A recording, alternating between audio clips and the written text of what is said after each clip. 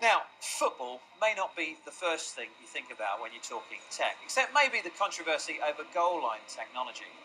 But what are the players and coaches? You ever wondered how they deploy the latest kit to keep themselves 1 yard ahead of the competition? Well, Richard Taylor went along to the England team's headquarters to find out. Nestled in the heart of England beats the heart of English football. St George's Park has been a decade in the making, and for the first time, a place all 24 national teams, from senior first 11 through to junior girls, can call home. With 8 pitches, 2 hotels and state-of-the-art sports facilities, it's been future-proofed to provide a truly 21st century environment for training.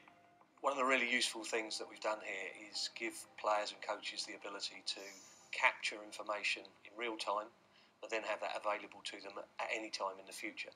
So whether they be back in their room, in the training centre, wherever they might be, they can still access that information, analyse it, and obviously look to get better through it. So, today it's my turn to get a taste of what the players experience. A quick practice on one of the 2 international-sized pitches tells me there's a bit of room for improvement in my own game before I hit the big time. But the pros don't need intuition, they have data by the bucket load to help them and their coaches. A dressing room dressing down used to consist of a pep talk and a bottle of orange squash. Not anymore.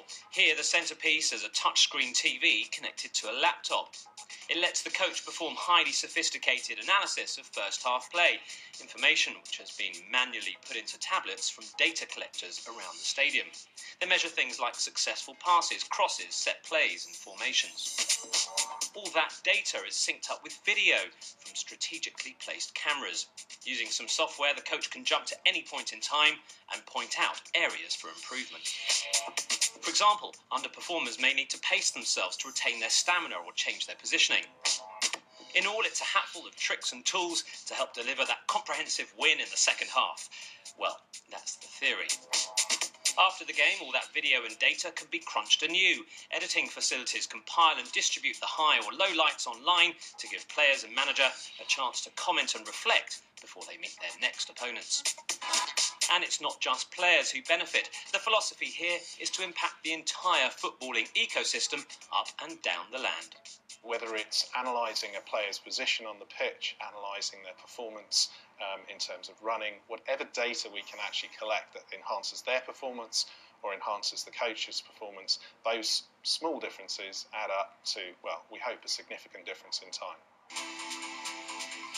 But this place isn't just about improving performance through analysis. At its core, it's a training ground, keeping players at their peak fitness.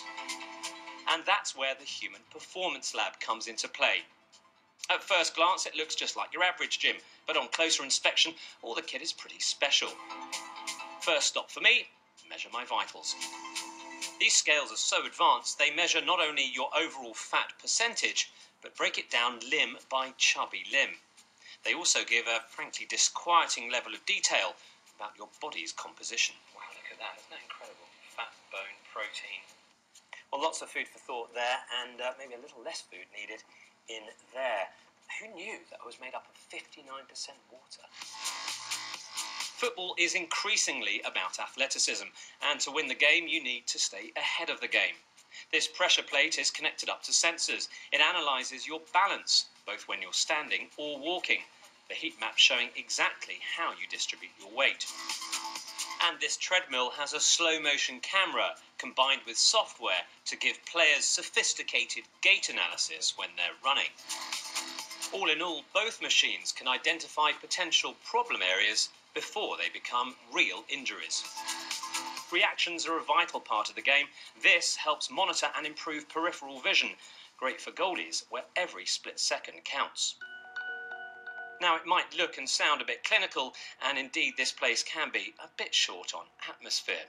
Take this altitude chamber, which gives you a punishing workout by taking you a mile high in a matter of seconds. Aim higher still, and you can get a workout which is well and truly uplifting. Let me introduce you to the anti-gravity treadmill, only found in very few elite sporting establishments. Air is pumped into the chamber, sealing in my lower body to reduce the effects of gravity by up to 80%. It feels a little bit like I'm running on air, and that's putting a lot less pressure on my joints, which of course is perfect for people who need to preserve them at all costs, like athletes, footballers, or even, of course, just simply people recovering from an injury. A similar take on this concept is found in the hydration pool. Here, the water buoyancy is taking the strain. So, after all that intense training, the real question, at least for me, has my own play improved? Yes, seems like there's still a little way to go.